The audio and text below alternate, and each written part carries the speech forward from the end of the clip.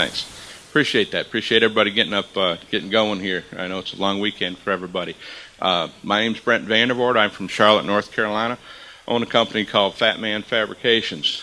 Confuses people a lot of times where that name came from, but here it is. And we do hot rod suspension and chassis. I have maybe a different idea about seminars. If you want to talk about Fatman Fabrications and my products, that's what the booth we paid for is inside the show. My purpose here is not that in terms of any competitive things, but there'll be times when I'll talk about my product or Heights or something the folks at Speedway make or Detroit Speed because they have a particular product that's applicable to what we're talking about. But this is really about the design principles. I do have a mechanical engineering background, but learned to drive on a Model A when I was 16, and that's like 44 years ago now. So I'm trying to find a way to combine theory and education and reality. And there's times when theory and the reality don't always agree. That's because the theory's wrong or the theory's being misapplied, which is often the case. That said, I like to do this pretty loose. I'm a pretty informal guy. Ask a question, I'll repeat it. I'll promise you that any question will be treated with all the respect it's due. And let me have some fun with this. I have a basic track I run on. I can't tell you everything I know in an hour, and there's a lot of things that I don't know. So we're not going to cover all of this subject in an hour in any way, shape, or form. But you guys will ask some questions along the way, hopefully, and that makes it interesting for me and I think more for other people. So hopefully everybody can hear me okay. Taking care of housekeeping. We've all had a morning cup of coffee. There's a bathroom right across the way. I won't take any offense if you need to take a walk for a minute. So be cool with that. And with that said, we'll just kind of jump in. Okay, hot rod, chassis, and suspension design principles. The core thing is this arc length theory. Kind of annoying little guy down there. And really, this is the core of about 80% of what we're going to talk about. And even when I was in engineering school, they never really defined this. It seems pretty intuitive. Something that would come to you naturally, but it's really important that you understand this arc length theory because it's going to affect how any kind of linkage works. And you'll be surprised how similar a rear 4-bar suspension really is to an independent front suspension. You're just looking at it from a different angle. Because any kind of 4-bar linkage or radius rod is a way to control the motion of an object. If you've ever had the misfortune to bend a hood hinge on a car, it no longer goes in the hole it's supposed to and scratches the fender. Well, that's because bending those links shortens that link, and it no longer puts the hood where it's supposed to go. Same basic thing happens with a suspension, be it front or rear. But the key to this thing is this arc length theory. And when you have a radius rod this length, it has a cord. It runs in a big circle. That's why it's called a radius rod. And as it goes up and down a certain distance, it has a certain effective length change measured from the center line of the pivot. This is the change right in here. Now, as you can imagine, and I'm sure you know, as that gets longer, this length change is different. Simple thing, but it's so important. It's the core of what's going on. This can work for us, and this can work against us. Arc length theory. Good example that seems to really be able to get people connected in this is let's do a pretty simple chassis, Model A frame. You know, they're flat on top, pretty straightforward deal. And let's say that our intrepid hot rodder has gotten a really nice digital level last Christmas, and it's time to build the chassis and use this thing. So the first thing he does is he sets the chassis up level front to back, side to side. Now, I'm not going to ask you to raise hands because I'll bet you over half of you do that when you build a chassis. And it's your first big mistake. And it messes you up from then on. Yes, you can compensate for it. I used to think that was a good idea. And when I was building one chassis back in the days we even used stick welders over MIG welders and TIG welders like we do now, I could weld flat better than I could overhead like most people. And I did some work on the chassis upside down, and it worked so well that when I put it right side up again, the rack and pinion steered the wrong direction.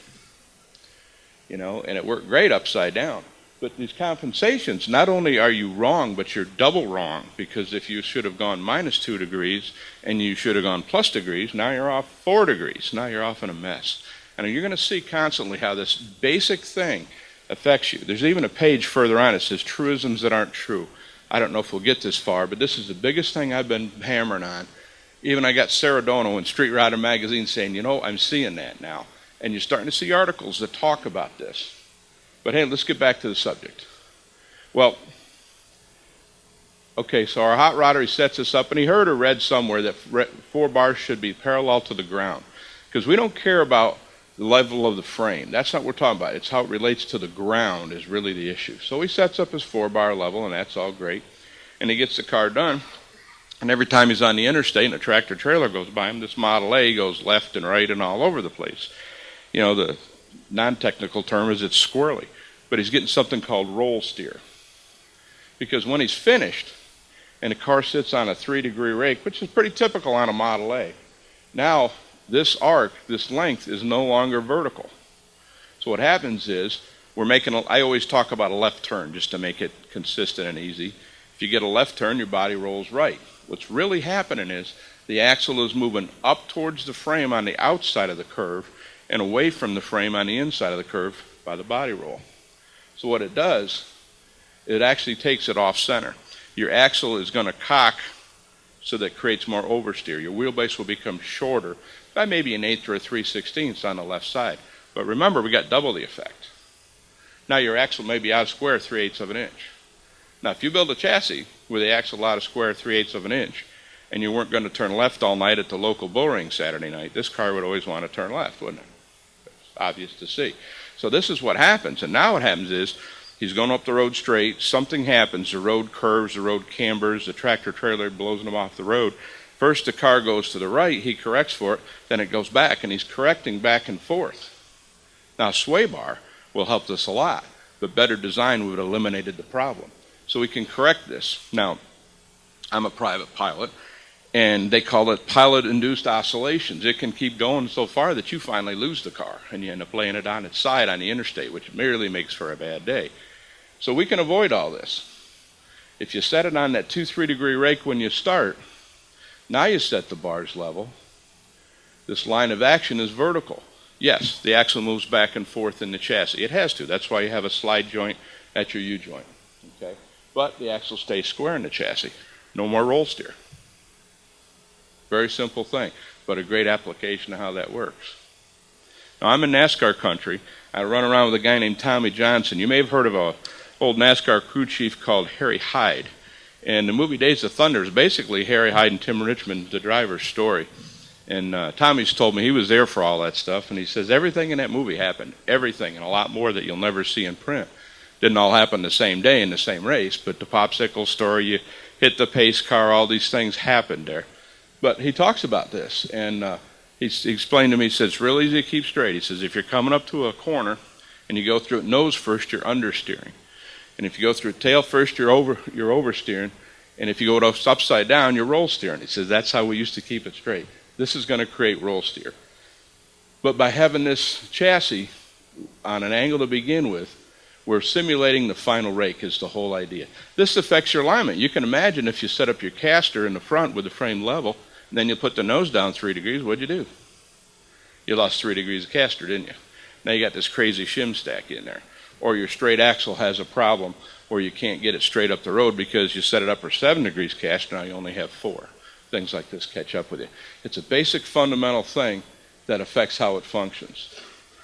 I'm getting a lot of nodding heads. Everybody along with me there? Elemental, but it's absolutely critical. Great. So how does this affect suspension? Trying not to tell too many war stories, but years ago when I was, let's see, would have been about 74, I had a gas station. I bought a little 64 Falcon sedan delivery, thought I'd make a cool delivery car, took out the 6 and the skinny 13-inch tires, put in some of those great big 6.5-inch wide Ford GT wheels, you know, running bias ply belted tires back then. 7,000 miles later, I got bald tires. So I put the car in the air, and I got 1.5 inches of toe in. So in the middle of cussing the alignment man, and he's going to buy me a new set of tires, I go ahead and I crank out the tie rods, and I reset the toe in. Now I put it back on the ground. You know what I got now? I got 1.5 inches of toe out. Fortunate to have a friend named Lou Parks. He won the Giant Mechanic Award at Indy one year. Does some racing with a guy named Foyt out of Texas these days with his Indy cars. And I called him up and I said, what's this? And he said, now you know what bump steer is. And that's how I ended up standing here. I had found out what bump steer was on one of the worst factory front ends ever designed. The 67 Camaro is right after it. There's a lot of stuff wrong with it. But these things can be fixed. So we're going to take you through a little quick walk through front suspension of what's going on. Now, the earliest suspensions were 39 Chevy, 41 Plymouth, getting into the 49, 53 Fords. Basically what you see is a short level upper arm, long level lower arm. Okay, when you get weight transfer, this car's coming out of the page at you, making a left turn, body rolls right. I've exaggerated the camber change. It's in the order of 2-3 degrees, but to get the point is the outer wheel's doing the right thing. You learned early on, learning to ride a bicycle, you lean into a turn, right? What that does is transfer your center of gravity into the turn, and that's why you don't fall over and get knees full of gravel. The outer wheel, the inner wheel, excuse me, is actually doing the wrong thing. It's cambering negative. Now, this is not a good thing. We're basically getting no traction out of this wheel, especially with bias plate tires. Radial tires can roll and keep the traction patch a little bit better, but you're in great shape here. You've moved your center of gravity in. This is out. It really doesn't handle that badly, but it's pretty limited. And then the 60s came along. A muscle car thing starts happening. You may or may not realize that the 67 Camaro, for instance, is based on, that suspension is based on the 64 to 72 Chevelle. It's the same spindle with a rear steer steering arm instead of a front steer steering arm. This used to trip up a lot of guys back in the subframe days. They'd find a Nova or Camaro drum brake subframe, and then they'd find a Chevelle spindle with disc brakes, and they'd just bolt the whole thing on. They'd have a lot of bump steer problem because now the tie rod is 2.5 inches higher than it's supposed to be. And it also has Ackerman reversed. Those are things hopefully we'll talk about. But you need to keep the steering arm with it. But they all had the same basic problem of a relatively short spindle, and you see the upper control arm's running downhill. Lower control arm's still level. You've all watched IndyCar races. You see this very clearly. You see the front suspension is level on the lower arm. Upper A arms are inclined down towards the center of the car. If you think a minute, you'll recall that. That's a superior suspension because when this body roll occurs, we're actually moving around. We're moving around our pivot points. We're not really moving the ground, but we're moving the pivot points on the chassis due to the body roll, you see. So now we got trouble. Both wheels are cambering the wrong way. And there's a page in here, in your handout, where you'll actually see that. These are pictures taken on a road course. There it is right there. There's a Camaro. And the Chevelle, you see it too. And the inside wheel, if the photo was taken from that side, it looks scary. It looks like the wheel's ready to fall off the car. It's going so negative on the camber. And there were other things done to these cars, but you can see what's happening with the angle of the wheel, particularly the outer wheel, you can see very well. And the differences in cornering are just phenomenal. Well, I first found out about this going back to, I think, 73. Hot Rod Magazine had an article where Hotchkiss Suspension came up with a great idea. They understood this. And what they did was they put the taller spindle from a second-gen Camaro, 70 to 81, onto the 64 to 72 Chevelle, and they converted that with a taller spindle into this. It worked great. Had to use a special lower ball joint, had to use a special length upper A arm. There were a few bump steer issues, but it was a measured 20% improvement on the skid pad, which is a big, big deal. Well, they're not the only ones that know about this. Back in the Penske Donahue days running the Trans Am series in the 67, 68 range, they put on a taller Corvette spindle. Yes, it got them bigger disc brakes. But what it also got them is this taller spindle, and it got it running this way instead of this way. And they had a little trouble getting through tech. This was one of the first times tubular A-arms showed up on competition cars. Till then, they were basically boxed, stamped, reinforced stock arms. But they started doing that, and the tech guys were kind of misdirected, thinking they were saving weight, and they finally got them to approve it, showing that the tubular arms were heavier than the stamped arms. And believe it or not, despite the advertising you're probably going to read, tubular arms are often heavier than stamped arms. That's not really what they're about. Frankly, they're often about as much appearance as anything else. But this taller spindle deal can turn it into that. Now, going back about 6 years ago, we were selling the same drop spindle for Camaros and Chevelles pretty much everybody else was. It used GM metric brakes from what they call the G-body cars, same thing as the S10. I don't like those brakes. The bore of the caliper is actually smaller than a Mustang II. If you're doing a Mustang II suspension and you put on GM metric calipers, you're going backwards in terms of squeeze, in terms of hydraulic power on the brakes. Because it's a function of pounds per square inch in the line versus square inches of face gives you so many pounds of clamping force. Now you got a slightly bigger rotor, but going from a 10 5/8 to a 9 1/4 rotor really isn't as much increase as you think, because it's only the leverage of the radius. It's not the difference in the diameter. So it's half the effect you're probably thinking it is anyway. The real deal is how hard you can squeeze it. So I didn't like that. So if a guy already had a Camaro or Chevelle with disc brakes, first off, he's got to buy more brakes, and they're worse brakes than the brakes he already had. Not a great deal, but it's what was out there. So we came along and we designed a taller spindle, and it solved several problems. This taller spindle gave us this advantage of this better camber gain that we're looking for with this taller spindle. It also uses the bigger brakes, and I solved the problem of the special ball joint by simply having it machined for the correct taper size instead of swapping on a later Camaro spindle. And I relocated the upper ball joint a little bit so that stock length arms, stock ball joints would fit. It's literally a bolt-on. For a couple $100 on a Saturday morning and the price of an alignment, you can improve your handling 20% and maintain your stopping power and lower the car 2 inches. Pretty good deal. And there are several outfits that are making those now, and they do work out very, very well. On this suspension that has this type of control arm, the best first thing you can do to improve those is the taller spindle. It really fixes the problem. Yes, you can mask it. You can come back here and say, well, the problem is really the body roll.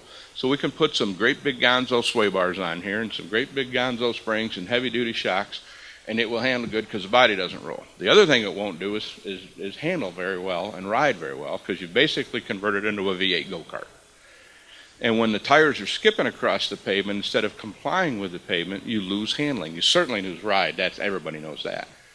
There's a couple schools of handling. A guy named Herb Adams was always a proponent of the softest spring that'll hold up the car. If the car is sitting at the right ride height with the key out, shut off in your garage, the springs are right. You use shocks, which are in English called dampers. It's really a more descriptive term. They damp the motion of the suspension. You want to improve your suspension, the money spent on shocks is your best dollar spent because you're controlling that motion. And what you're paying for between a $30 gas shock and a $100 shock is you're getting more sophisticated valving. And it's the best bang for your buck. You can improve any finished car with a Saturday morning and $400 of bolt-on shocks, and you will not believe the difference. You'll actually improve your ride and vastly improve your handling, particularly with the muscle cars. Because you got to remember these muscle cars, going back to the 64 Chevelle. Well, to come out in 64, they probably, you guys are from Detroit, you guys know the cycles manufacturing these cars. They probably started designing the car in 61. Talking about the Mustangs, they're based on a 60 Falcon. They probably started doing design work in 58. So what were the roads like in 58? What was the traffic density? How wide were the tires? You had 3.5 inches of nylon-based bias ply tires. And now we put 9-inch wide radial sticky tires and wonder why they don't work so well. We're asking these chassis to do things they were never designed to do. And yes, they do have geometry shortcomings, but at the time they designed the car, it didn't matter.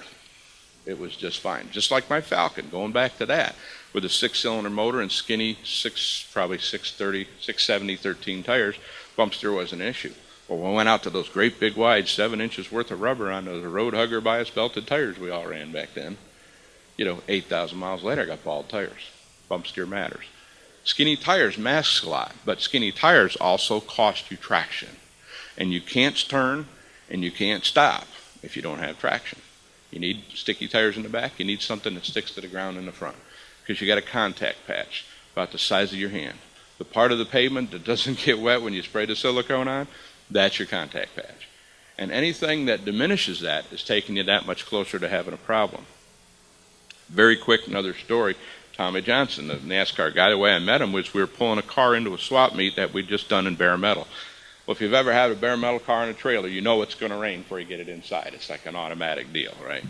So we're trying to push it inside real quick, and this nice old guy comes helping us. We're turning it full lock and backing it in, and we're tracking a little water and mud into this little swap meet area in Charlotte.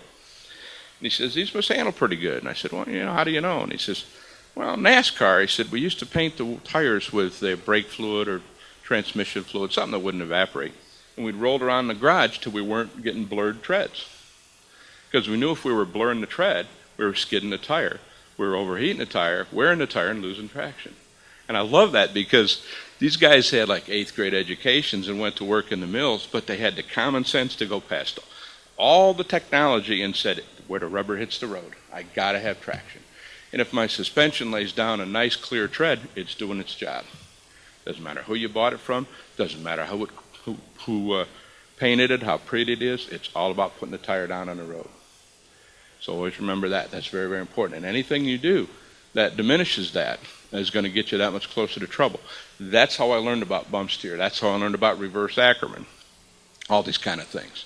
Now, that's a lot I've thrown at you in just a few minutes. Everybody?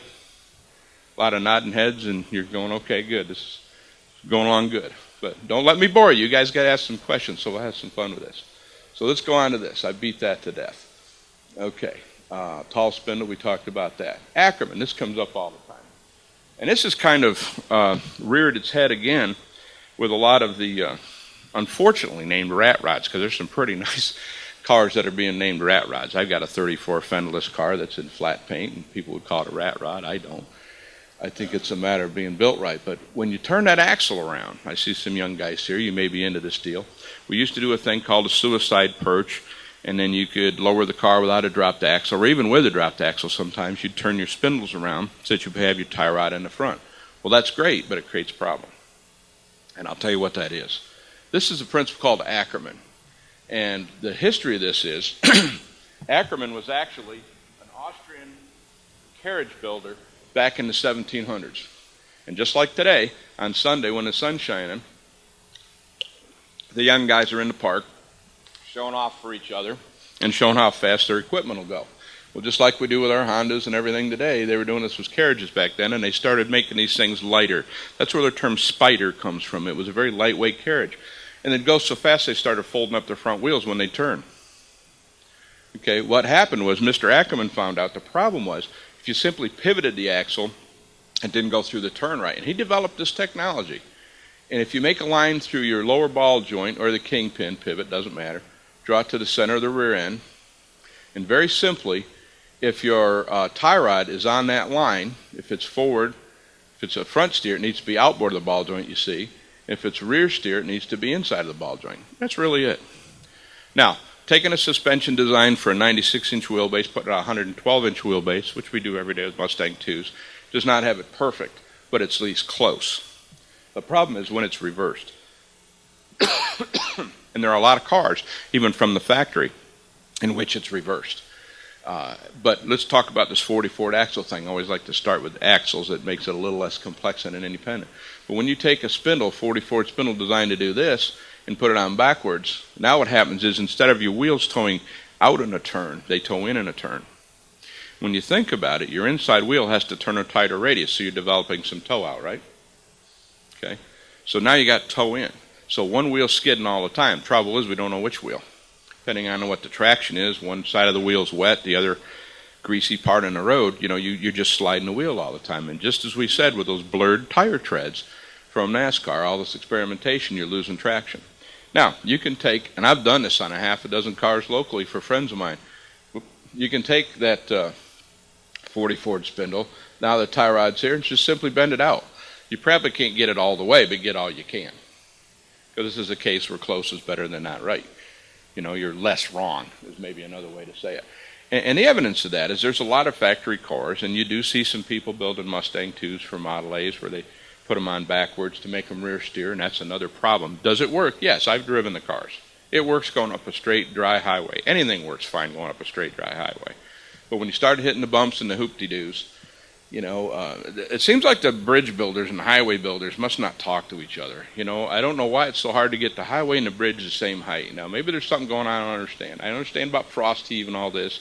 And I've asked some buddies in the North Carolina DOT, giving them a hard time. I said, don't you guys talk to each other? I mean, have lunch, figure it out, But every bridge you come to, there's a hoop-de-doo on each end of the bridge, right?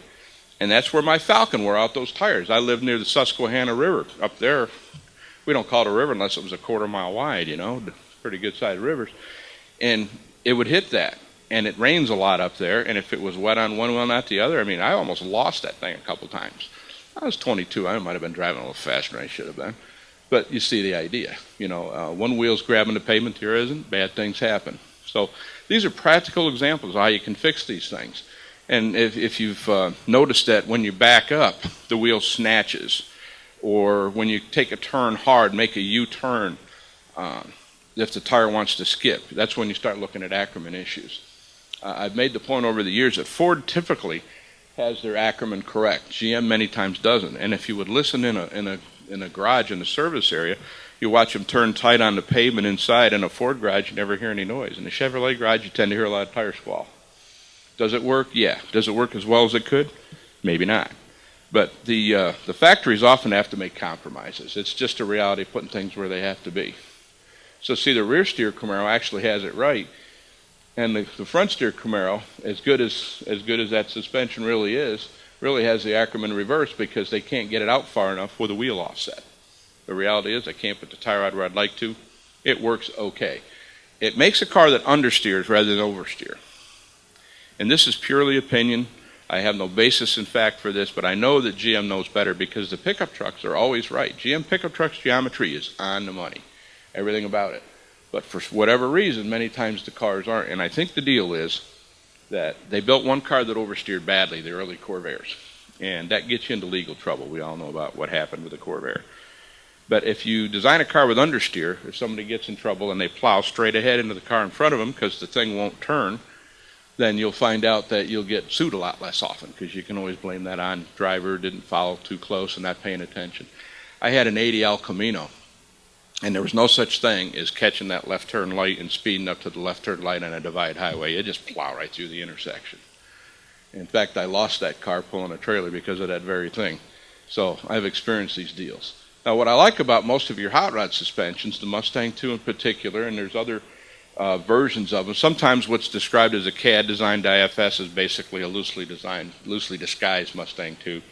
But it really has good geometry. It has, excuse me, my laser pointer here, but you've got the tie rod is outboard where it should be. And just as I said, if you put this in a 32 or a Model A and swap the tie rods around and swap the spindles, you can do this, but you're going to have Ackerman trouble. That's kind of where we're going. Anything on Ackerman?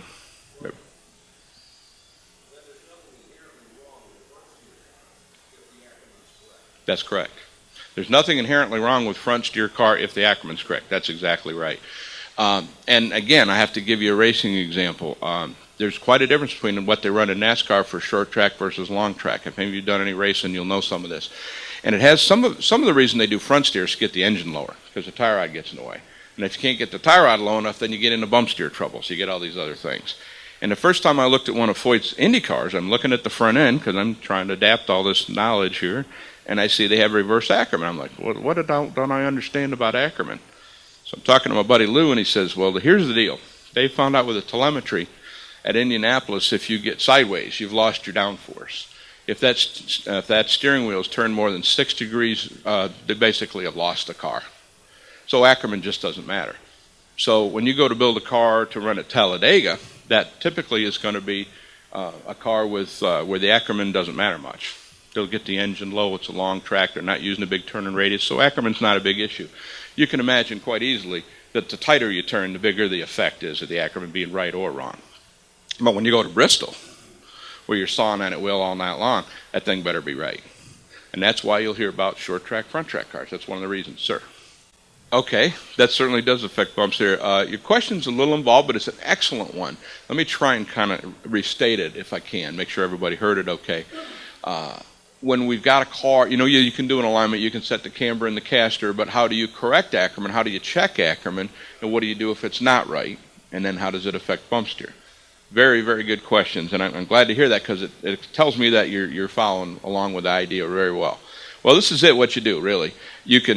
Computers are great. They're just a faster way of doing extraordinary things. You can line up a car with strings. You may have even done it sometime in the past. Take a plumb bob. You're going to use your draw floor for a great big drawing board. You can do this on a lift, do it on jack stands. Find the center of the rear end, find the lower ball joints, or wherever the kingpin runs through, and draw those lines, or stretch a string. A straight line's a straight line, whether you draw it with a CAD system or you pull the string tight. And then see where your tie rod is. If your tie rod is not on that line, fix it. If your steering arm is forged, you can heat it and bend it. Now, you can tell the difference between a forging and a casting very quickly. A casting will always have a very sharp parting line. A forging will always have about a 3/16 or 1/4 inch wide parting line where they sheared off the extra metal. It's a way to tell very quickly. If you're not sure, get some help because you don't want to try and bend a cast iron piece. Forging, no problem. Use plenty of heat. The key is cool it slow. Bring it up slow to heat, nice bright red, bend it where it needs to be. If it's not on this line, put it on this line. Or in the case of your reversed 44 spindles, maybe all you get is neutral Ackerman. Maybe all you get is straight ahead. Well, that's better than wrong. Get as much as you can. Let it air cool as slow as you can. The traditional ways were to throw it in a can of kitty litter. If it's on the car, just put some aluminum foil over it. Never quench it. Never blow air on it. Please don't throw water on it. Slow cool, slow heat. And then let it come back, and then you're there. And this does definitely affect bump steer. We'll go right to that next. But in fact, case in point, we do a suspension where we use 94 and later Mustang strut suspension. We put it into those unibody cars like my 64 Falcon and your 68 Mustang. I think it works very well in those cars. But we use the 94 to 04 not only because they're all 5 lug, and many of the 79, 93 were 4 lug, but also the 79, 93 car, this is taking you too much trivia, but I've started it. They have neutral Ackerman. Okay, tie rod is straight ahead of the ball joint. It works okay. But they played around with the spindle design. They started putting wider and wider, stickier and stickier tires. Better tires demand better suspension because you'll see the effect, just like I did going back to my Falcon. Skinny tire hides it, fat tire shows it. So what they did was they corrected it where the Ackerman is correct on all those. And that fixed the problem, made a far better suspension out of it. So just to finish your answer, this is where we're going on bump steer. Terrific. Before we go on to this, everybody with me? Good shape? Great. Okay, you've got this same drawing. Okay, if you lay out any suspension, and again, if you want to check this, you can simply measure from the ground. This is your 0 line, and measure how far over and how far up, and you can draw it on your computer. You can lay it out on a sheet of plywood with a nail and pull a string. Any way you can that'll find these points, the X dimension, the Y dimension, and you got to find 6 points. You got 3 inner pivots, you got 3 outer pivots. Okay? So what you do, this is where this level lower arm comes in. You connect the line from the lower ball joint to the lower pivot, and this goes out in space. Then you take your upper control arm, wherever that joins at, that is called the instant center. That, in theory, is the point at which all these radius rods are rotating at that point in time, in this position. And this is why, when people tell you that lowering a car by cutting spring isn't a good thing, that's absolutely true. Because you start altering all these effects. Because this affects your roll center. You get the roll center by coming back through that to the center of the tire on this ground. Wherever it crosses the center line of the car, that's the roll center. Now you tend to think that a low roll center sounds good, doesn't it? But your center of gravity, how it relates to it, is really the issue. If you think about it, your center of gravity is rolling the body out this way. If the roll center is below that, it's going to increase your body roll. That's why lowering a car gives you less body roll, because the difference between the roll center and the center of gravity are less. You have less roll couple, it's called, if we want to use an engineering term. I like to avoid engineering terms. But you have less leverage for it to roll the car. Now, one thing that's good about a Mcpherson suspension is the center of gravity is actually lower than the roll center. That's one thing I like about Mcpherson strut suspension is it'll handle better with less roll bar, less anti-roll bar, less sway bar. Therefore, you get better ride quality. Because as you connect the wheels with the heavy-duty sway bars, you're getting closer and closer to an axle. It's less of an independent suspension because what happens on the left now affects the right, and you like to avoid that. That's why we call it independent suspension. So if you're fixing design issues, geometry issues with sway bars and shocks and stiff springs, you're really working against yourself. It's better to fix the geometry. Okay, so we're going to talk about this bump steer. So we've established this instant center, then we come back through the tie rod. And the inner pivot of the rack, or steering gear, if you're using a relay rod, doesn't matter, has to be right there. And you draw this line through the center of these pivots here, and we've created a cone. Again, the engineering word is it's a truncated, which is a big word for shortened, triangle. We're going to get to this in a rear 4 bar in a minute, so remember that term. But if that's X marks the spot, if your inner tie rod is there, the thing won't bump steer. Simple as that. Now what happens is, as if you start changing your Ackerman here, if you don't change the ride height, it really is not going to affect this too much. But remember we talked about where you would swap a Chevelle spindle for a Camaro spindle, and the tie rod for the front steer Chevelle is 2 inches higher than the one for the rear steer Camaro. You can imagine what it does to this. Makes that drawing just go all out the window. And this is another reason why when this upper control arm is going this way, I mean the instant center is outboard of the car. That's why these cars body roll so bad. I mean the geometry is just all backwards. And GM went back to this poor geometry in those G-body cars, the S10, the 78, 87 Monties and Malibus. And Frankly, that's one of my personal objections to seeing S10 frames put underneath a lot of cars, because it's really a lousy front end. They got lousy geometry and lousy brakes. But your mileage may vary. That's just my opinion. I don't like them because of that. There's so many better choices. You see,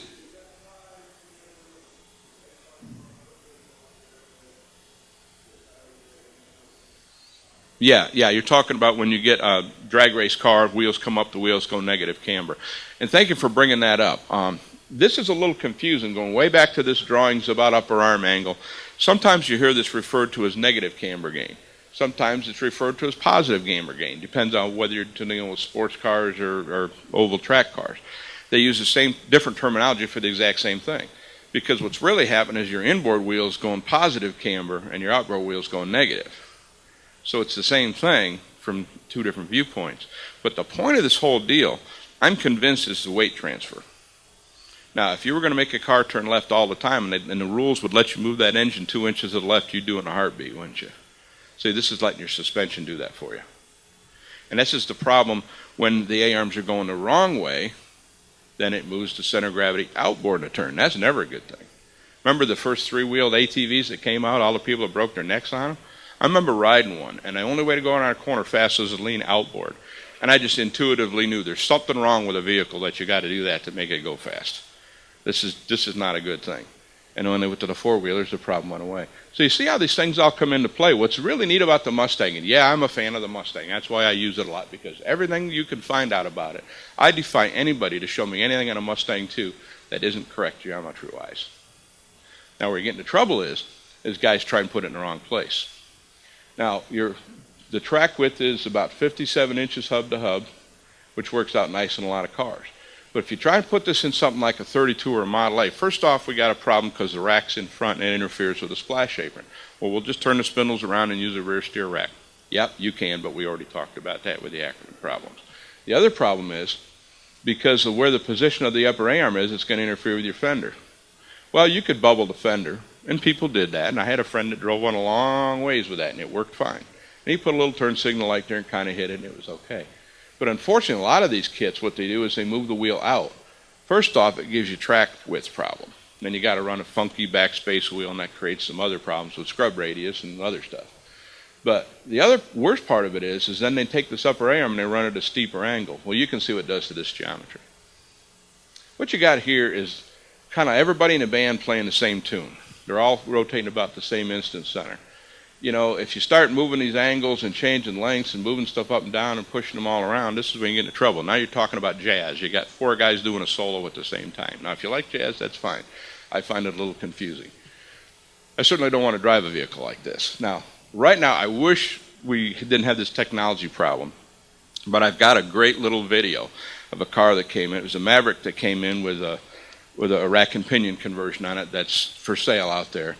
And it was just undrivable. So he brought it in with to put one of our Strut suspensions. We actually prototyped it on the car. And I put it on the lift, and it had the fender off and the spring out, just a wood block to hold it up while they moved it.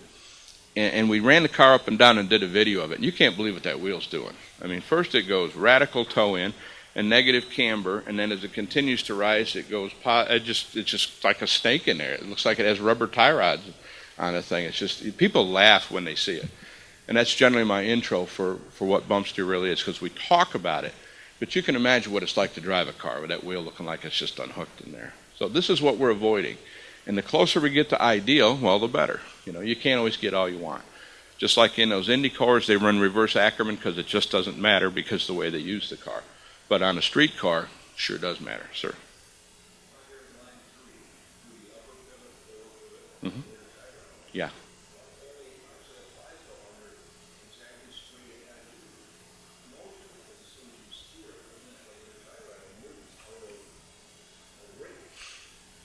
Very good question.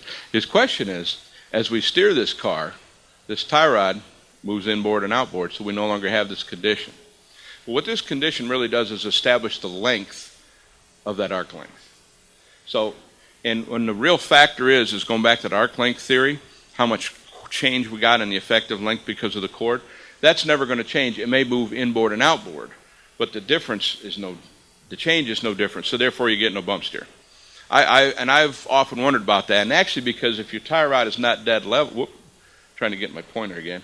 If your tie rod is not dead level, now you introduce another factor. You're really changing the height. Well, we're starting to split hairs here. But at least you've got a car that's controllable. Our goal is to get something that has one driver, the guy holding the wheel, and not have the chassis have another idea. Because if the chassis is doing something, reacting to what he's doing, he's got to react to that, and we're back to this driver-induced oscillation thing here. And it's the term we use as the car's squirrely. And a lot of times, sway bars are fixes for that. Sir?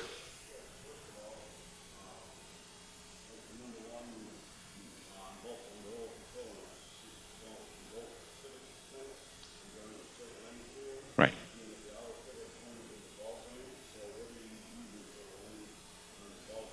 Wherever it pivots, wherever it's actually the center of the ball on the pivot. Yeah, it's a stick figure, really. It doesn't matter if this A-arm is curved. You'll see ads for guys selling tubular arms that tell you it handles better because they shape the tubing different. That's horse hockey. Because if you don't move these pivot points around, that's marketing. That's not engineering. If you don't move these pivot points, I don't care what shape you make this thing. You can make it look like an S. You can make it look like a hoop. I don't care what. Make it look like a snake. It doesn't matter. It's a stick figure. It's where the pivot points are. Yeah. Right. Coming out the instant center. Yeah. Mm-hmm. Right. Mm-hmm. It has nothing to do with the tire. That's coincidental. Yeah. It's just the point is that all these arcs need to coincide at the same instant center, so that they all become radius of a giant circle, that's way that big, so that everything is in the same system. Is the way it is. Mm-hmm. Well, it won't bind. It'll cause the camber to change in ways you don't want it to. Yeah, it won't actually bind. Right. Yeah, the ideal place is something like this. And this is drawn from Mustang 2 specs. Now, you hear the tie rod needs to be level. That isn't really true. If you think about this just a minute, that really isn't true. You'll hear that tie rod needs to be level. There's many other factors involved. And maybe coincidental that's level. And you can see that you'll hear that a Mustang 2, the tie rod should be parallel to the lower control arm. Well, that would be true if there were only two pieces. And in a Mcpherson strut, it is true. But see, this upper arm changes that action, doesn't it? It changes the way that works. So it's going to be near to level, but if it was level and parallel, they'd never meet, and you would violate all these conditions. Mm-hmm. Yes, it will. It will change. It will change, but we want it to. Right. And it'll change in a predictable way. Yeah, what he's saying is that the camber won't change in its tire, but it very much does. But going back to those drawings about how we get it to lean into a corner, by having this upper A-arm shorter and inclined downhill, it makes the wheels lean into the corner rather than out of the corner. That's how we're using that change to our advantage rather than dealing with a problem it creates. Let's go to a rear suspension, and this may help us. Well, I think I may need to go to this board to really do this. Let's take that suspension. Mm-hmm. Yeah, how do you check if you have bump steer? Yeah, and what he's saying, put a piece of tape on your steering wheel and you'll see that, and you'll feel that in the wheel the same way. The other way to do it, I remember one of the magazines had an article about a rack and pinion that was particularly poorly designed. And not trying to be an know-it-all, but I called the editor and I said, have you guys done a bump steer check on this thing? I said, no. I said, okay. Just go out there, you've got your toe in set, right? Bend the alignment shop. I'll say, okay, fine. Measure between the bulge of the tire and the front like we've all done to rough it in. And then just take a floor jack and jack it up 2 inches. If it changed more than 1/8 of an inch, you need to go to work. And they jacked it up and it went 1 1/4 inches. So it sort of looked like that Maverick with that goofed up deal. And just because it's got beautiful welding and full color brochures by a big name company, that's all terrific. But it doesn't change the engineering. You know, we've even seen some ads from some friendly competitors saying the Mustang 2 is obsolete. Well, says who? The laws of geometry and mathematics haven't changed since the Greeks were running around with togas, okay? That's marketing. That is not engineering. When the traction is right, when the pivot point's in the right place and it's getting the tire to the road and we're not blurring our treads, we've done our job. You used a very practical way to see it because that's what the driver's going to see. I would tend to do that with a floor jack and measure the toe-in change. Some people worry about 20 thousandths of an inch. In the real world, that's probably unrealistic. If you're racing for a championship that means a few $1,000,000, okay, then you got to worry about all those things. But in the real world, on roads with potholes and gravel and sand on them, hey, if you just go get the stinking car to go where you point it without an argument, you've done your job. But unfortunately, a lot of them don't. If you take a beautiful car like a 67 GTO, which, great car, super car, but you compare it to a modern car on a road, they're just a hog. They're just terrible. And if all you've done is add horsepower and tires to it, I think you've made that car less safe than it was, because the skinny tires used to keep you out of trouble. They were kind of like a fuse. You couldn't go fast enough to get in trouble. You know why you can't find a 67 Mustang 390 fastback to restore? Most of them end up in cornfields on their tops because they wouldn't go around a corner. Yeah, I had two friends that lost them. My dad was a Ford dealer from 65 till 79, and I was working on those cars and washing those cars and driving those cars, and I remember how bad they really were. And it's a real revelation when you get out of a modern car, even, you know, your family grocery getter, your go-to-work, you know, rust rat that's front-wheel drive 5-year-old car or something, and then you get in a 60s muscle car and you go, oh my God, how do we ever drive these things? They're horrible. They're absolutely horrible. And just like my 64 Falcon, this stuff is fixable. Any other questions right now? Well, there's many times there's engineering compromises. You know, things are done for cost control. A short spindle weighs less than a tall spindle. It's less material used, and it saves a few pennies. And if you're dealing with, you know, bean counters, a few pennies is everything, you know. Well, it can be. It can be just the fact on, like on the Indy car, it didn't matter because of the way the car was driven. They knew if they were 6 degrees out of straight ahead, they were going to lose it anyway. So it didn't matter. So the compromise was to get more rubber on the road within the track limits they were given by rules. So sometimes the rules will limit you. There's a lot of things like that. And I know the factories know how, because you take really a 83, 87 Chevy pickup has one of the best suspensions you could possibly use. It is on the money geometry-wise. That's why they drive so nice, and that's why they've proven to be so popular. But S10, I mean, trying to ride one of them on a 2-lane road real fast. I had an S10 Jimmy out, put it on its roof one night. You know, driving too fast, forgot that corner was coming. I about did that cornfield thing upside down my buddy was talking about. In fact, when my daughter went to driving it, case in point, I had put on some pretty wide Z28 wheels. When I gave it to her to drive to college, I put on the stock skinny tires, because then she didn't have traction to get in trouble.